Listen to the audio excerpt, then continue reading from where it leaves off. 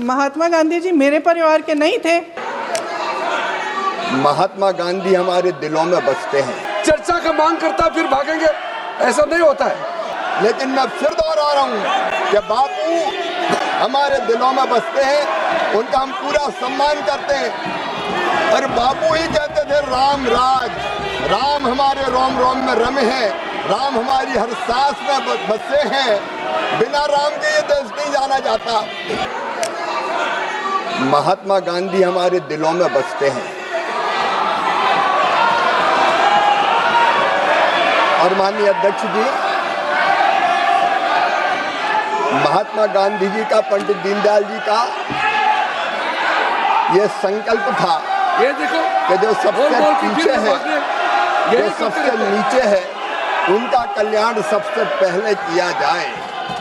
और हम केवल महात्मा गांधी जी को मानते नहीं है, हम महात्मा गांधी जी की भी मानते हैं और उन्हीं के विचारों पर आधारित, पंडित दीनदयाल उपाध्याय जी के विचारों पर आधारित गरीब कल्याण की कई योजनाएं ये सरकार मोदी जी के नेतृत्व में चला रही है।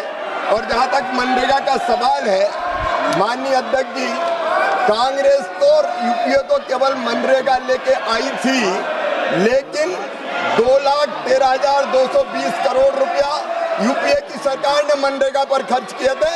हमने 8,53,810 करोड़ रुपया गरीबों के कल्याण के लिए खर्च किए और इस योजना को और मजबूत करने की कोशिश की।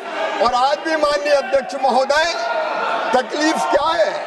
100 दिन की गारंटी के बजाय हम 125 दिन की गारंटी दे रहे हैं। 125 दिन की गारंटी देने का काम कर रहे हैं।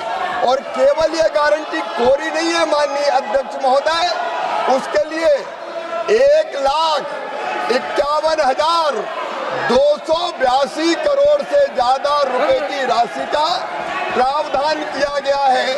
माननीय अध्यक्ष महोदय, इसके पहले कई रोजगार की योजना आई।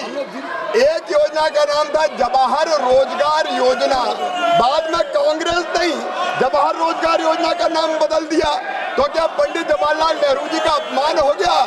माननीय अध्यक्ष महोदय, हमारा संकल्प है गरीब का कल्याण, और इसमें उसी संकल्प को पूरा करने का हमने प्रयत्न किया है। न केवल गरीब का कल्याण, बल्कि उसके साथ गांव का संपूर्ण विकास, जो महात्मा गांधी कहते थे, एक स्वयंपूर्ण गांव, एक स्वावलंबी गांव, एक विकसित गांव का निर्माण, इसका प्रावधान इसमें किया गया है।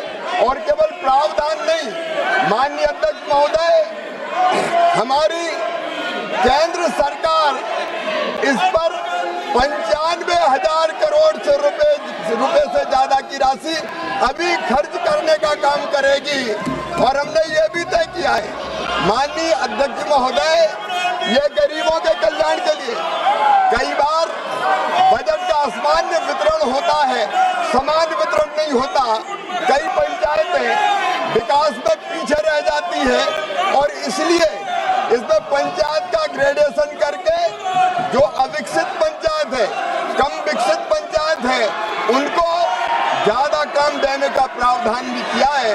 माननीय अध्यक्ष महोदय, मैं ये मानता हूँ कि ये जो नया बिल हम लेके आ रहे हैं, वो नया बिल गांव का संपूर्ण विकास करेगा। शरद पवार जी, माननीय अध्यक्ष महोदय, जब केंद्रीय कृषि मंत्री थे, तब उन्होंने ही ये कहा था कि कृषि कार्यों के लिए, मनरेगा के काम के लिए मजदूर नहीं मिलते। हमने तो शरद पवार जी की उस चिंता का भी समाधान करने का प्रयास किया है। और इसलिए मैं विस्तार से जब इस बिल पर चर्चा होगी तब अपनी बात कहूंगा। लेकिन मैं फिर दोहरा रहा हूं कि बापू हमारे दिलों में बसते हैं, उनका हम पूरा सम्मान करते हैं। और बापू ही कहते थे राम राज, राम हमारे रोम रोम में रमे हैं, राम हमारी हर सांस में बसे हैं, बिना राम के ये देश नहीं जाना जाता। पता नहीं क्यों जी राम जी नाम आ गया तो ये भड़क गए। महात्मा गांधी स्वयं राम राज्य की स्थापना की बात करते थे और उनके अंतिम शब्द भी हे राम थे। बापूजी का पूरा सम्मान करते हुए राम राज की स्थापना मतलब दैहिक दैविक भौतिकता का राम राज काहू नहीं व्यापा, हर गरीब को भरपूर रोजगार मिले, उसकी गरिमा को सम्मान हो, दिव्यांग बुजुर्ग और महिला अनुसूचित जाति जनजाति उनको और प्रोटेक्शन दिया जाए, इसके लिए ये बिल लेके आए हैं। 125 दिन की गारंटी है, गारंटी ये कहीं पर कमजोर नहीं हुई, उस गारंटी को हम पूरा करेंगे, गांव का संपूर्ण विकास भी करेंगे और कृषि और मजदूरी दोनों में संतुलन स्थापित करने का काम करेंगे। इसलिए माननीय अध्यक्ष महोदय, ये पूरा बिल महात्मा गांधी जी की भावनाओं के अनुरूप है, राम राज की स्थापना के लिए है। बहुत बहुत धन्यवाद। आप 72 में नियम में विरोध कर दें आप। सर आखिरी पॉइंट है कि बिना चर्चा के, बिना इस सदन की सलाह लिए इस तरह से जल्दी में विधेयक को पास नहीं होना चाहिए।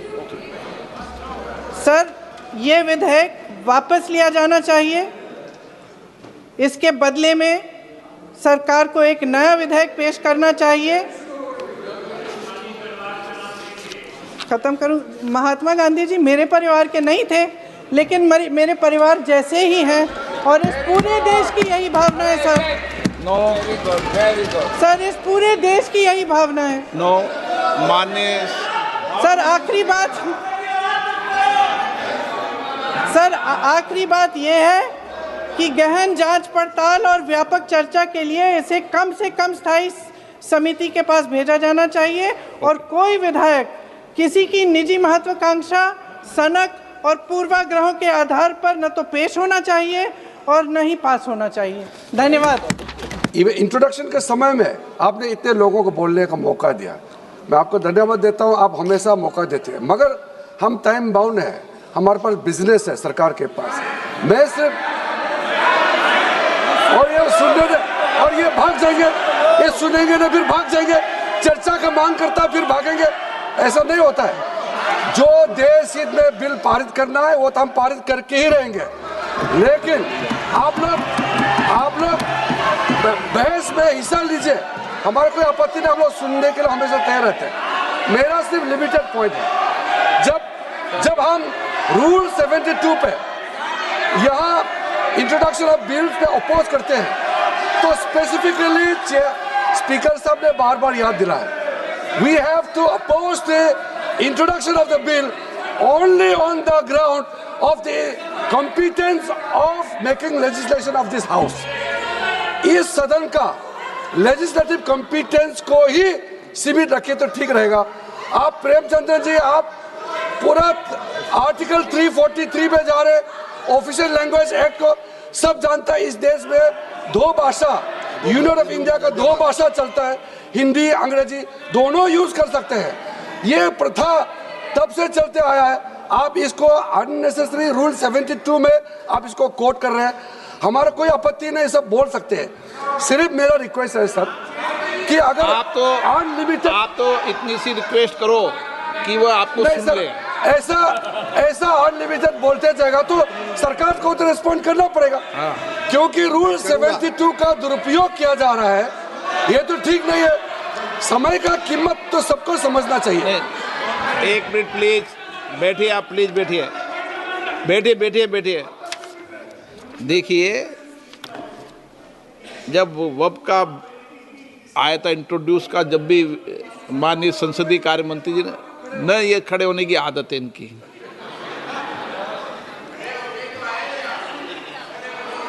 अब मेरा मानना है कि सभी दल के लोगों का 1-1 मिनट में विचार आ जाए, ठीक है ना। कोई दल वप में भी हमने कोशिश की थी, लेकिन उसके बाद माननीय मंत्री जी भी बहुत तेजी से आज तो संक्षिप्त में बोलेंगे, फिर तो लंबा बोलेंगे बाद में, तो पर बोलेंगे अभी भी।